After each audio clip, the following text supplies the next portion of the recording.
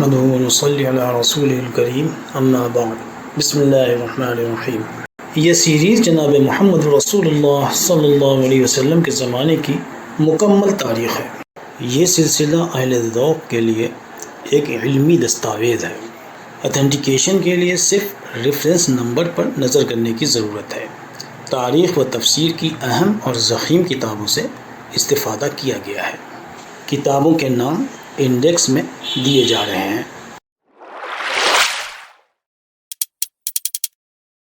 آئیے دیکھتے ہیں کہ مسلمانوں کا اور تمام امت کا آخری نبی کن حالات میں دنیا میں آیا اور اسے اپنے زمانے میں کس قسم کے حالات کا سامنا کرنا پڑا۔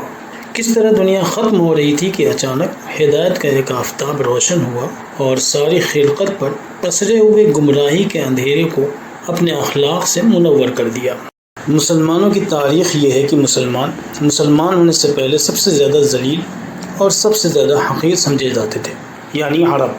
انہیں جو عروج و رتبہ حاصل ہوا وہ صرف اس لیے کہ وہ مسلمان ہو گئے تھے۔ آج کے مسلمانوں کو یہ سوچنے کی ضرورت ہے کہ صرف مسلمان ہو جانے میں ایسی کون سی خاصیت تھی کہ سب سے دبی کچلی اور ذلیل قوم زمین کی سب سے باوقار اور عزت دار قوم بن گئی، اور اس وقت کی مہذب اور طاقتور دنیا جو قیصر و کسریٰ کے نام سے جانی جاتی تھی، وہ اور باقی تمام قومیں جب سید المرسلین صلی اللہ علیہ وسلم کے باعظمت ہاتھوں عالم اسلام بلند ہوا تو صرف مسلمانوں کے نام سے کیوں لرز جاتی تھی؟ یہ معلوم کرنے کے لیے ضروری ہے کہ مسلمان اپنی تاریخ کو جانیں اور معلوم کریں کہ اپنے دور کی ساری مہذب دنیا کو اپنے سامنے جھکا دینے والے وہ مسلمان کون اور کیسے تھے، اور آج ساری دنیا کے آگے ذلیل و خوار ہونے والے مسلمان کون اور کیسے ہیں۔ کیوں قرون اولیٰ یعنی اسلام کی شروعاتی تاریخ کے مسلمانوں کے ہاتھوں میں قدرت نے عزت و شہرت کا جھنڈا تھما دیا تھا، جبکہ تب وہ دولت میں بھی دوسروں سے کم تھے اور تعداد میں بھی، اور کیوں آج اسی مسلم قوم کے سر پر ذلت و پستی کا تاج ہے، جبکہ آج وہ تعداد میں بھی کسی سے کم نہیں ہے اور طاقت میں بھی کسی سے کم نہیں ہے۔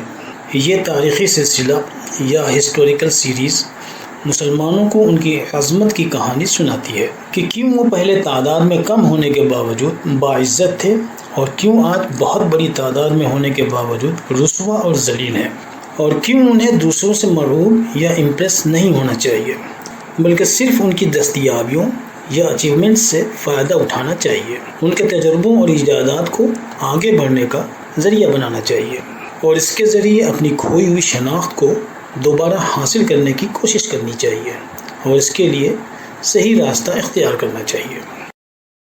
جناب رسول اللہ صلی اللہ علیہ وسلم کی دنیا میں تشریف آوری سے کچھ عرصہ پہلے دنیا کا حال حضرت عیسیٰ علیہ السلام کے زمانے سے تقریباً 650 سال بعد دنیا ایک بار پھر ذلت و پستی کے اندھیروں میں ڈوب چکی تھی۔ پورے کرۂ ارض یعنی ساری زمین پر کہیں کوئی ایسا علاقہ یا آبادی نہیں تھی جہاں لوگ کسی نیکی کا ارادہ بھی رکھتے ہوں۔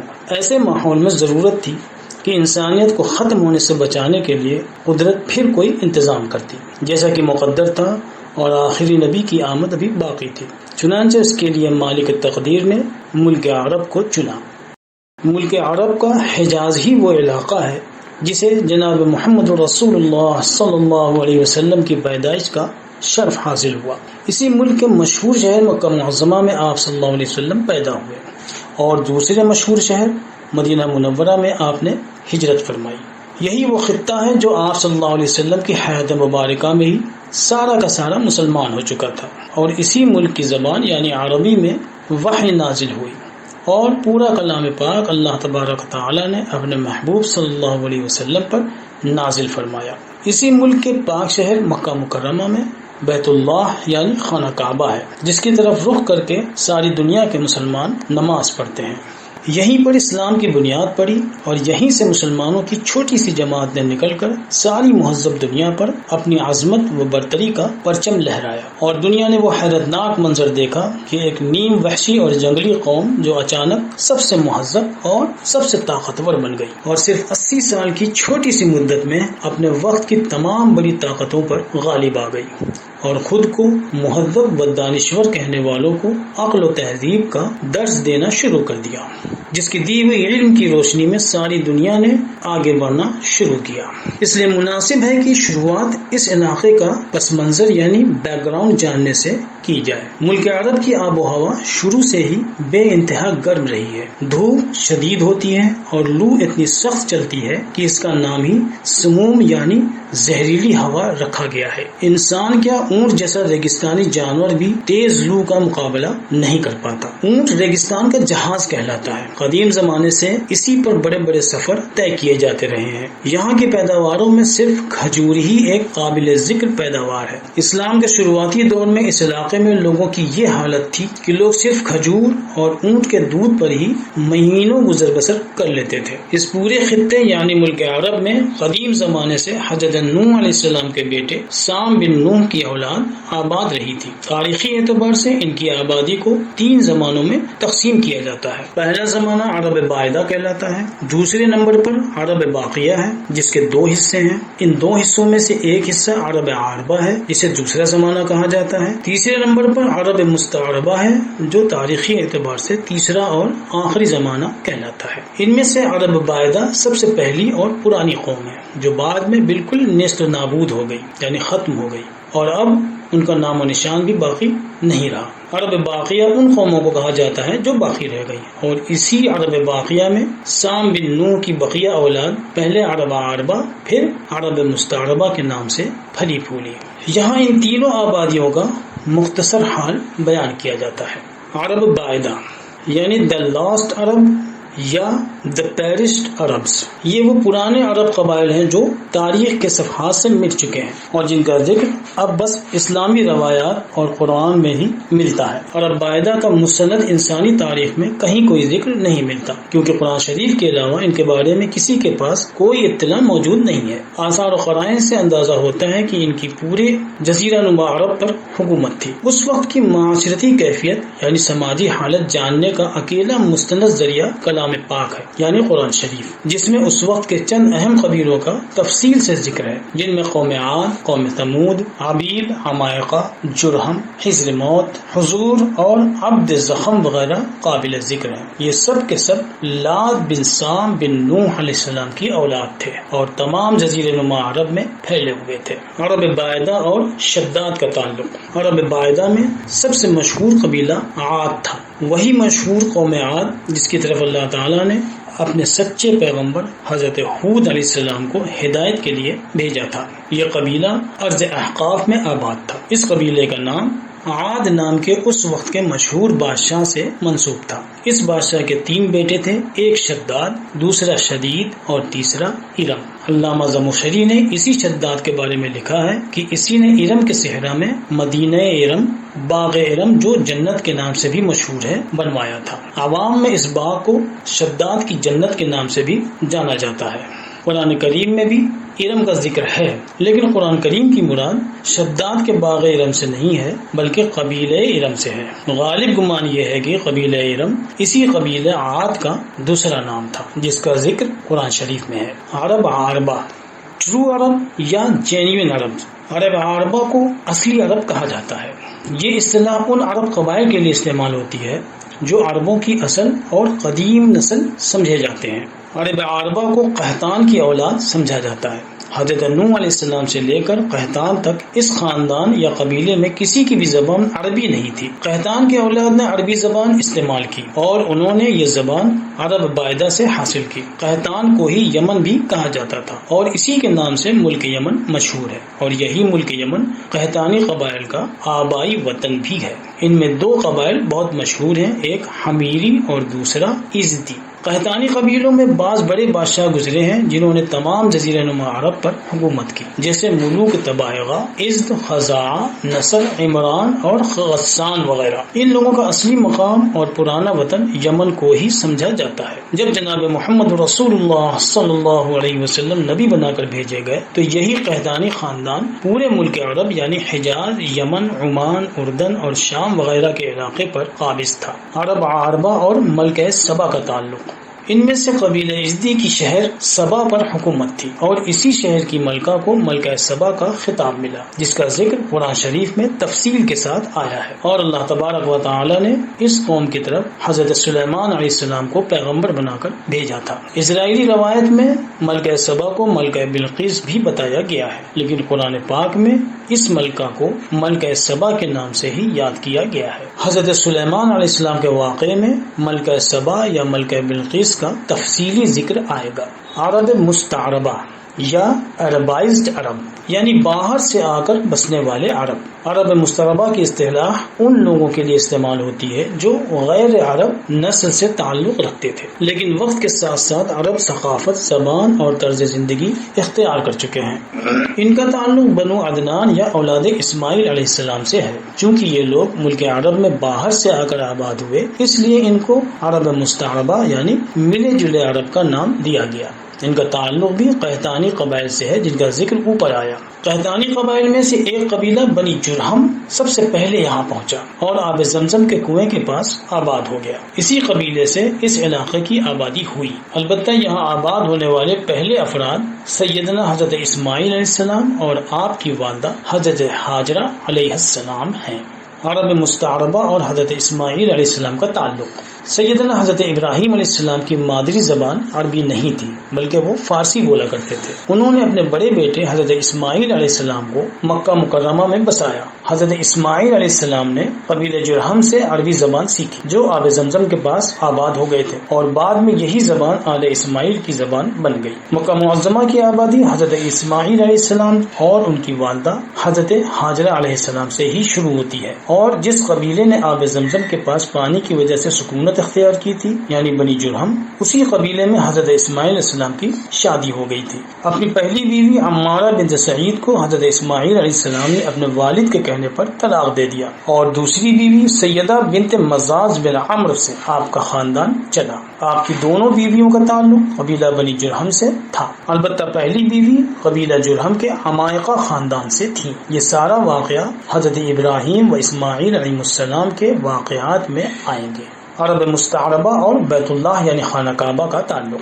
سیدنا حضرت ابراہیم علیہ السلام کو اللہ تبارک و تعالیٰ کا حکم ہوا کہ وہ جناب حضرت آدم علیہ السلام کی رکھی ہوئی پرانی بنیادوں پر، جو اب تقریباً غائب ہو چکی تھی، پھر سے بیت اللہ یعنی خانہ کعبہ کی تعمیر کریں۔ چنانچہ انہوں نے حضرت اسماعیل علیہ السلام کے ساتھ مل کر خانہ کعبہ کی نئے سرے سے تعمیر شروع کی۔ حضرت ابراہیم علیہ السلام تو جڑائی کا کام کرتے جاتے تھے، اور حضرت اسماعیل علیہ السلام گارا و پتھر اٹھا کر دیتے جاتے تھے، اور دونوں بزرگوں کی زبان پر دعا کے یہ الفاظ تھے: ربنا تقبل منا انک انت السمیع العلیم، یعنی اے میرے پروردگار ہماری طرف سے قبول کر، بے شک تو ہی ہے سننے والا جاننے والا۔ جب دیوار کچھ اونچی ہو گئی اور تعمیر کے کام میں کچھ دشواری پیش آنے لگی تو حضرت ابراہیم علیہ السلام ایک پتھر پر کھڑے ہو کر کام کرنے لگے۔ اسی مقام کو مقام ابراہیم کے نام سے یاد کیا جانے لگا، اور جس پتھر پر کھڑے ہو کر حضرت ابراہیم علیہ السلام نے کام کیا تھا اس پر ان کے پاؤں کے نشانات پڑ گئے تھے۔ اللہ تبارک و تعالی نے ان کی یادگار کے طور پر آج تک اس پتھر مقام ابراہیم کو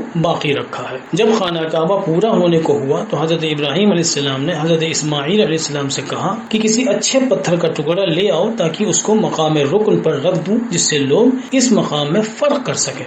حضرت اسماعیل علیہ السلام اللہ تبارک و تعالیٰ کے حکم سے اور حضرت جبرائیل علیہ السلام کی مدد سے جب لبو قبیس سے حجر اسود لے آئے، حضرت ابراہیم علیہ السلام نے اسے مقام رکن پر رکھ دیا۔ اسی پتھر حجر اسود کا حج بیت اللہ کے وقت طواف کے دوران بوسہ لیا جاتا ہے۔ بیت اللہ کی تعمیر مکمل ہونے کے بعد حضرت ابراہیم علیہ السلام اپنے بیٹے حضرت اسماعیل علیہ السلام اور بقیہ مومنین کے ہمراہ منا و عرفات کی طرف آئے اور قربانی کا فریضہ انجام دے کر بیت اللہ کا طواف کیا۔ ان تمام اہم امور سے فارغ ہو کر جناب سیدنا حضرت ابراہیم علیہ السلام حضرت اسماعیل علیہ السلام کو وہیں چھوڑ کر خود ملک شام واپس چلے گئے، لیکن جب تک زندہ رہے ہر سال حج بیت اللہ کو خانہ کعبہ آتے رہے۔ جناب محمد رسول اللہ صلی اللہ علیہ وسلم کا خاندان اور نسب۔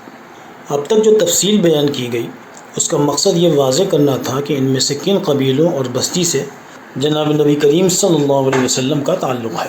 اب جس قبیلے سے جناب نبی کریم صلی اللہ علیہ وسلم کا براہ راست تعلق ہے اسے بیان کیا جا رہا ہے۔ بانی اسلام و رحمت للعالمین جناب محمد رسول اللہ صلی اللہ علیہ وسلم کی ولادت باسعادت کا شرف آل اسماعیل کو حاصل ہے۔ حضرت ابراہیم علیہ السلام کے دونوں صاحبزادوں، بڑے حضرت اسماعیل علیہ السلام اور چھوٹے حضرت اسحاق علیہ السلام میں سے چھوٹے یعنی حضرت اسحاق علیہ السلام کی اولاد میں تو لاتعداد انبیاء کرام علیہ السلام تشریف لائے، اور انہی کی اولاد میں صہیونی یعنی یہودی اور نصرانی یعنی عیسائی آج کی دو مشہور قومیں پیدا ہوئیں۔ لیکن حضرت اسماعیل علیہ السلام کی اولاد میں صرف ایک مشہور نبی ہوئے، اور وہ سید الانبیاء جناب محمد رسول اللہ صلی اللہ علیہ وسلم ہیں۔ جیسا کہ اوپر گزر چکا ہے کہ حضرت اسماعیل علیہ السلام کا قبیلہ بنی جرہم تھا۔ اسی قبیلے کی شاخیں آگے چل کر پورے حجاز میں پھیل گئیں، اور انہی شاخوں میں عدنانی قبائل بہت مشہور ہوئے۔ سیدنا حضرت اسماعیل علیہ السلام کے صاحبزادوں میں سے سب سے مشہور نام عدنان کا ہوا، اور انہی سے عدنانی قبائل وجود میں آئے۔ عدنانی قبائل میں ایک قبیلہ مضر تھا، اور قبیلہ مضر کی ایک شاخ قبیلہ کنانہ تھی۔ اسی قبیلہ کنانہ کی ایک مشہور شخصیت فہر بن مالک تھے، جنہیں قریش بھی کہا جاتا تھا۔ عدنان سے فہر بن مالک یا قریش تک کا سلسلہ درج ذیل ہے۔ عدنان کے باپ حضرت اسماعیل علیہ السلام تھے، لیکن براہ راست تھے یا کچھ واسطوں کے بعد تھے، اس کا علم کسی کو نہیں۔ بخاری شریف کی ایک روایت کے مطابق عدنان سے اسماعیل علیہ السلام کے درمیان کا سلسلہ کسی کو نہیں معلوم۔ قریش یعنی فہر بن مالک کی اولاد میں بہت سے مشہور قبائل ہوئے، اور قبیلہ قریش انہی فہر بن مالک کے نام سے منسوب ہوا۔ قبیلہ قریش میں ہی ایک قبیلہ بنی عبد مناف تھا، یہ اس قبیلے کی مشہور شخصیت عبد مناف کی طرف منسوب تھا۔ عبد مناف کے 4 بیٹے تھے، عبد شمس، نوفل، مطلب اور ہاشم۔ ان میں سے ہاشم کے بیٹے عبد المطلب تھے، اور عبد المطلب کے بیٹے عبداللہ تھے، اور عبداللہ کے بیٹے جناب محمد رسول اللہ صلی اللہ علیہ وسلم تھے۔ عبد مناف کے بیٹوں میں سے عبد شمس کے بیٹے امیہ تھے، جن کی اولاد بنو امیہ کہلائی۔ یہاں بنو امیہ کا ذکر اس لیے ضروری تھا کہ جناب رسول اللہ صلی اللہ علیہ وسلم کی پیدائش کے وقت مکہ معظمہ اور آس پاس کے علاقوں میں قریش کے جن قبیلوں کا دبدبہ تھا، ان میں سب سے طاقتور بنو امیہ اور بنو ہاشم ہی تھے، اور جناب رسول اللہ صلی اللہ علیہ وسلم کا تعلق بنو ہاشم سے تھا۔ رسول اللہ صلی اللہ علیہ وسلم سے کچھ پہلے عربوں کی اخلاقی حالت۔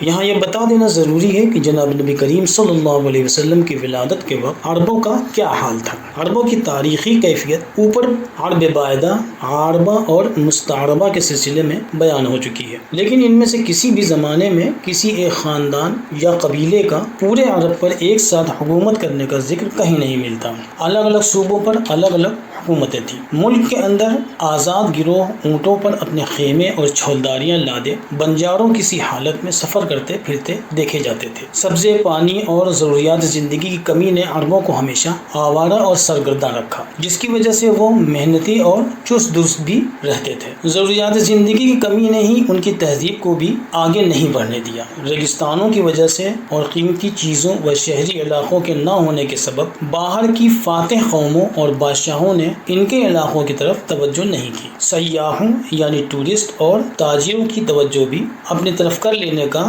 کوئی سامان عربوں کے پاس نہیں تھا، اس لیے باہری دنیا سے یہ قوم تقریباً بے خبر ہی رہی۔ ان کی بڑی تعداد خانہ بدوشوں یعنی بنجاروں کی سی حالت میں رہتی تھی۔ بہت تھوڑے لوگ تھے جو قصبوں اور آبادیوں میں مستقل قیام کرتے تھے۔ ملک کی آب و ہوا کا اثر یہ تھا، یہ نسب یاد کرنے کے شوق کا نتیجہ تھا کہ عربوں کی یادداشت بہت تیز تھی۔ چونکہ انہیں اشعار کہنے اور یاد کرنے کا شوق تھا، اس لیے کئی 100 اشعار کے قصیدے سن کر یاد کر لینا اور پھر نہایت صحت کے ساتھ انہیں سنا بھی دینا ان کے لیے معمولی بات تھی۔ اس کے علاوہ خانہ کعبہ کی عظمت اور بیت اللہ شریف کا حج بھی عرب کے تمام قبیلوں میں ہر زمانے میں رائج رہا، اور جن مہینوں میں یہ لوگ حج کرتے تھے ان مہینوں کو امن کے مہینے قرار دے دیا گیا تھا۔ انہی مہینوں میں میلے وغیرہ بھی لگتے تھے اور مشاعرے وغیرہ کی محفلیں بھی لگتی، اور انہی مہینوں میں تجارت وغیرہ بھی خوب ہوتی، یعنی حج کے مہینوں میں۔ ان کے یہاں بزدلی اور کنجوسی کو سب سے بڑا عیب سمجھا جاتا تھا۔ عقائد میں یہ لوگ نہ خالق اللہ برتر و بزرگ کے قائل تھے اور نہ ہی سزا و جزا کے۔ کچھ اگر اللہ تعالیٰ کو مانتے بھی تھے وہ قیامت کو نہیں مانتے تھے۔ زیادہ تعداد ایسے لوگوں کی تھی جو بت پرست تھے اور ستارہ پرست تھے۔ خانہ کعبہ کو بت پرستی کا مرکز بنا رکھا تھا اور اس میں تمام قبیلوں نے مل کر تقریباً 365 بت رکھ چھوڑے تھے۔ خانہ کعبہ میں بتوں کو بیٹھانے کا رواج عمر بن لحی بادشاہ نے جناب رسول اللہ حضرت محمد مصطفیٰ صلی اللہ علیہ وسلم سے 400 سال قبل ڈالا تھا، جب اس نے خانہ کعبہ کی چھت پر حبل نام کا بت رکھا اور مقام زمزم پر اصاف اور نائلہ نام کے 2 مزید بت رکھوا کر لوگوں سے انہیں پوجنے کے لیے کہا۔ بہت سے عربوں نے خانہ کعبہ کے مثل دوسرے گھر بنا رکھے تھے اور ان کا طواف کر کے حج کی رسم ادا کیا کرتے تھے۔ کوئی عرب اگر حج کے زمانے میں ان کے اپنے رائج کیے ہوئے زمانے میں مکہ تک نہ پہنچ پاتا تو ایک پتھر جسے انہوں نے دوار کا نام دے رکھا تھا زمین میں گاڑ لیتا اور اس کا طواف کر کے حج ادا کر لیتا۔ حضرت ابراہیم، اسماعیل، عیسیٰ اور مریم علیہ السلام کی تصویریں بھی خانہ کعبہ میں نصب کر دی گئی تھی۔ بت پرستوں کی طرف سے حج کے دنوں میں قربانیاں بھی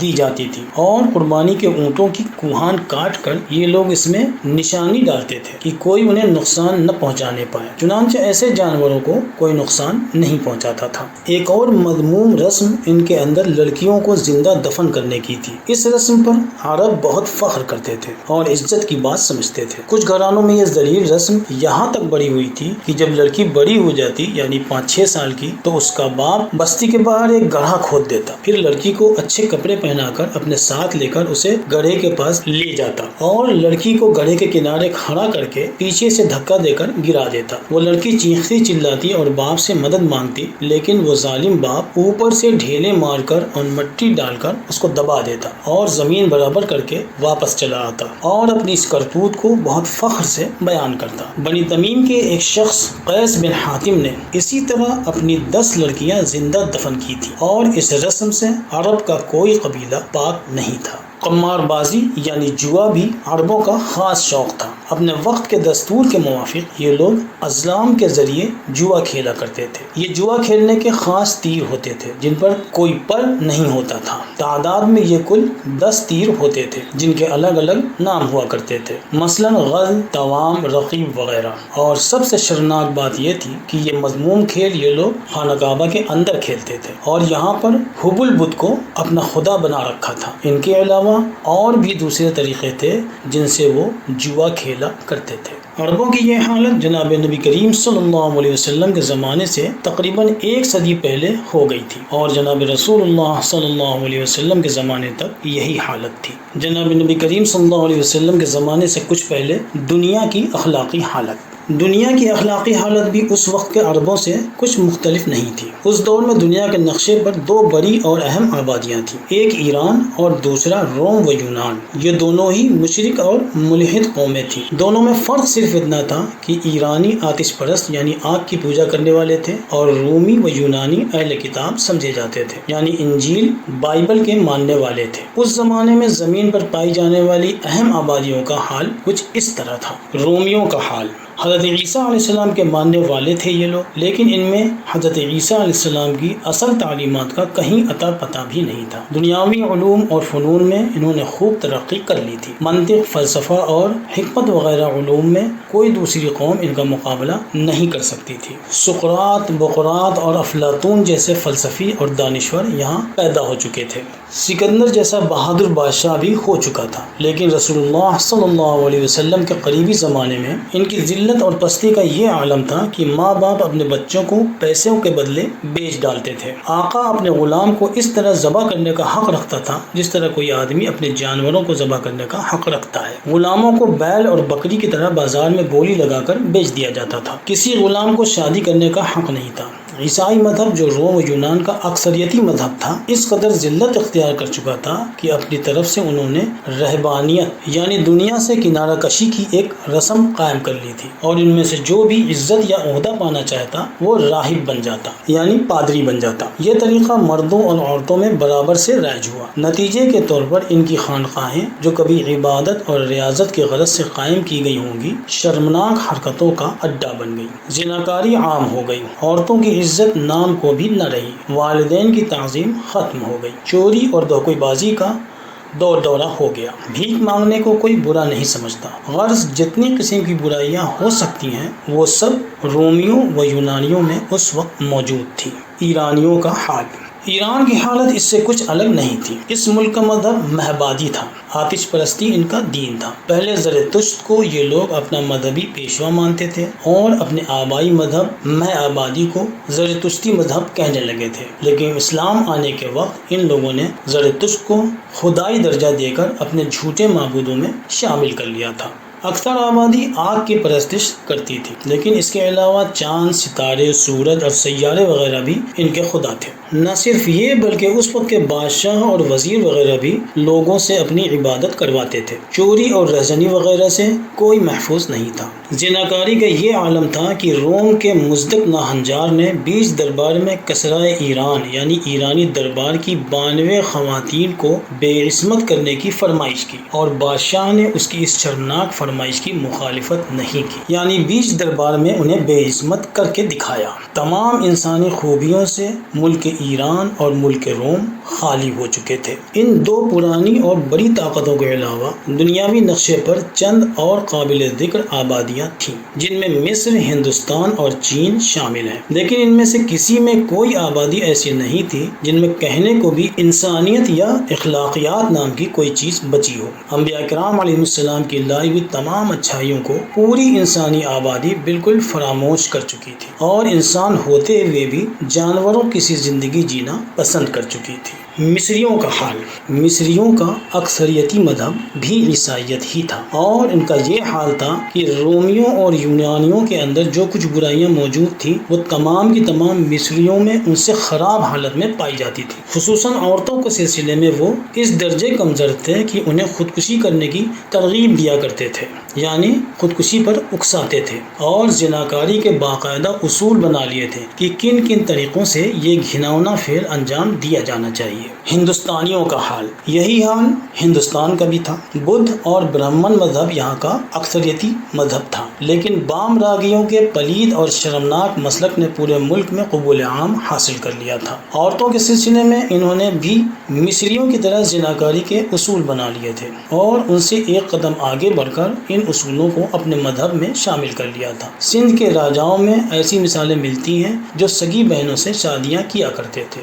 دنیا کے دوسرے حصوں کی قوموں نے تو ستاروں اور سیاروں جیسی سمجھی جا سکنے والی چیزوں کو اپنا معبود بنایا ہوا تھا، لیکن ہندوستانیوں نے سانپوں، درختوں، پتھروں، جانوروں اور اس سے بھی بڑھ کر شرمگاہوں کو اپنا معبود بنا رکھا تھا۔ ان میں سے زیادہ تر خباثتیں اب بھی ان میں موجود ہیں۔ چینیوں کا حال۔ چینیوں کا حال ان سب سے برا تھا۔ کنفیوشس، تاؤ اور بدھ مذہبوں کی تعلیمات کو بگاڑ کر یہ اپنے حساب سے ان کی پیروی کیا کرتے تھے، اور دوسرے انسان نما حیوانوں سے کئی گنا زیادہ ذلیل اور بدتر زندگی گزار رہے تھے۔ غرض جناب محمد رسول اللہ صلی اللہ علیہ وسلم کی پیدائش کے وقت لگ بھگ ساری کی ساری دنیا پر ایک مہیب تاریکی چھائی ہوئی تھی۔ دنیا پر اس سے پہلے ایسا وقت کبھی نہیں آیا تھا کہ ایک ہی وقت میں ہر جگہ تہذیب، اخلاق، علم، حکمت اور معرفت الہی سب کے سب برباد ہو گئے ہوں۔ ہر ملک میں خدا تعالیٰ کے رسول اور ہادی یعنی ہدایت کی طرف بلانے والے آتے رہے، یکے بعد دیگرے روشنی اور تاریکی کے دور دورے رات اور دن کی طرح نمودار ہوتے رہے، لیکن چونکہ اب تمام ملکوں اور دنیا کے لیے ایک ہی ہادی برحق آنے والا تھا، اس لیے خدا تعالیٰ نے تمام ہادیوں اور ہر ملک کے رہبروں کی لائی ہوئی تعلیمات کے زمانے کو ایک ہی مقررہ وقت میں ختم کر کے ہر ملک اور پوری دنیا کے لیے نئے ہادی اور نئی ہدایت کی ضرورت پیدا کر دی تھی۔ اس کی ایک بڑی وجہ یہ تھی کہ اب جو ہادی اور جو رہبر آنے والا تھا وہ ساری دنیا کے لیے ایک اکیلا ہادی اور رہبر تھا۔ اس سے پہلے جو نبی اور پیغمبر آئے وہ الگ الگ علاقوں کے لیے، الگ الگ آبادیوں کے لیے تھے، لیکن اب اللہ تعالیٰ کو یہ منظور تھا کہ ساری دنیا کے لیے ایک ہی رہبر بھیجا جائے، ایک ہی ہادی اور ایک ہی نبی، ایک ہی رسول بھیج دیا جائے جو ساری دنیا کو انسانیت کا سبق پڑھائے۔ چنانچہ ہم دیکھتے ہیں کہ اس وقت یعنی نبی کریم صلی اللہ علیہ وسلم کی پیدائش سے کچھ پہلے دنیا بالکل تاریک ہو چکی تھی، اور بظاہر کہیں سے کوئی روشنی کی کرن بھی آتی دکھائی نہیں دے رہی تھی۔